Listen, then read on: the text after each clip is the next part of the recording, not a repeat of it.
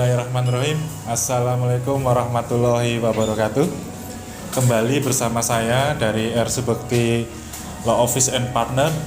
Pada kesempatan kali ini saya sangat senang sekali kembali ingin menyampaikan edukasi dan tips hukum kepada saudara-saudara semua. Tips hukum atau kali ini akan coba saya paparkan terkait pinjaman online. Nah, pinjaman online ini sangat marak sekali saat ini dengan kemajuan teknologi informasi yang berkembang. Ini bagaikan sebuah pisau bermata dua, di mana kalau tidak bisa menggunakan dengan bijak, maka teknologi ini bisa melukai diri kita sendiri, seperti itu. Nah, dalam beberapa terakhir ini banyak pertanyaan-pertanyaan yang masuk.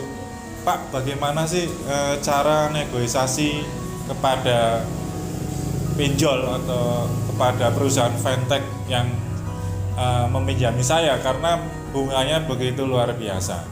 Kemudian, Pak, saya diteror oleh perusahaan pinjol sampai-sampai saya malu kepada keluarga karena mereka selain mengambil seluruh kontak yang ada dalam HP saya dan menyebarkan istilahnya ancaman-ancaman atau mempermalukan saya di kontak-kontak yang ada dalam HP saya.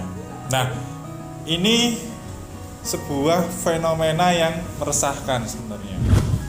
Jadi langsung saja dalam kesempatan kali ini saya ingin memberikan sebuah pengertian maupun tips hukumnya dalam menghadapi pinjol ini. Perlu saudara-saudara ketahui bahwa pinjaman online ini sejenis atau hampir sama dengan yang namanya perjanjian pinjam meminjam.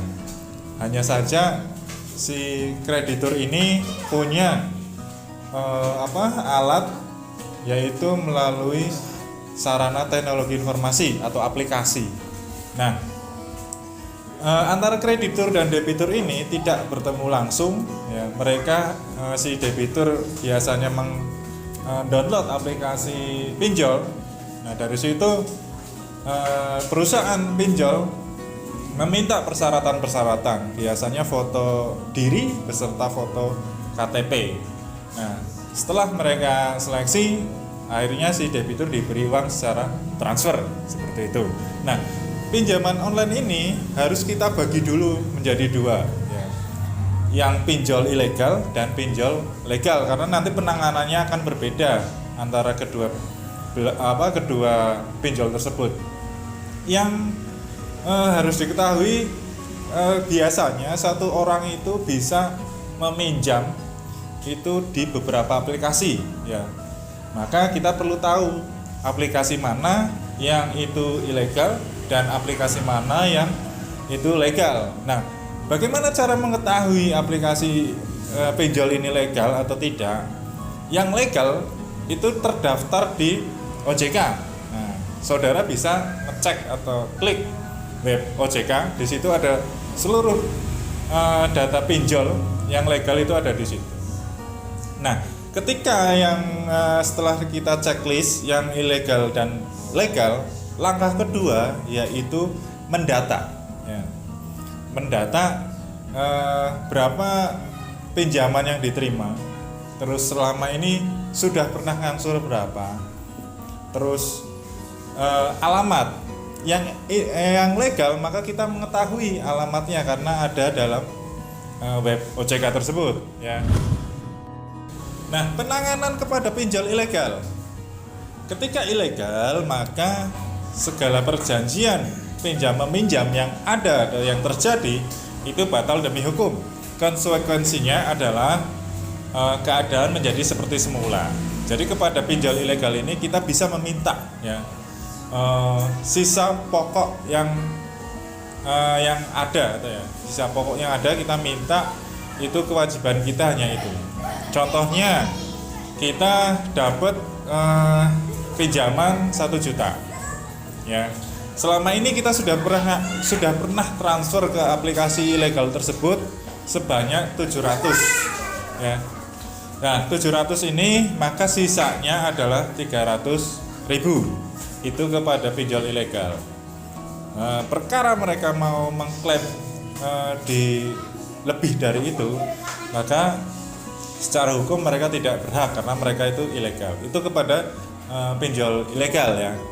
Nah, ketika saudara kewalahan untuk negosiasi dan cenderung tidak diterima, terus mereka juga melakukan ancaman-ancaman maupun pencemaran nama baik. Kalau kita punya kemampuan atau tenaga lebih atau istilahnya energi lebih, bisa melakukan laporan ke pihak kepolisian. Nah, tapi saran ini kurang efektif karena antara melakukan pelaporan sama nilai hutang itu sebenarnya tidak seberapa ya, tidak imbang ya.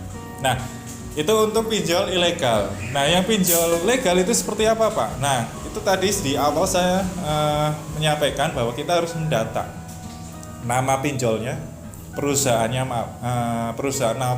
apa, alamatnya di mana ya. Kita lakukan negosiasi secara formil ya. Bisa lewat email, bisa lewat surat menyurat. Kita surati saja bahwa kita kesulitan dalam melakukan pembayaran dan mohon untuk bunganya itu dihapuskan seperti itu. Kita kirim surat, kita kirim juga permohonan tersebut lewat email sampai betul-betul atau ada tanggapan dari pihak pinjol, baru kita melakukan pembayaran. Nah, selama kurun waktu kita melakukan negosiasi tersebut, maka kita bisa atau punya kesempatan untuk nabung dulu ya, sampai betul-betul disetujui permohonan kita terkait hapus bunga dan biaya-biaya lainnya. Nah, itu yang perlu diketahui. Nah, dasar kita sebelum melakukan negosiasi adalah mental kita harus berani ya, kita harus yakin, mental kita harus kuat bahwa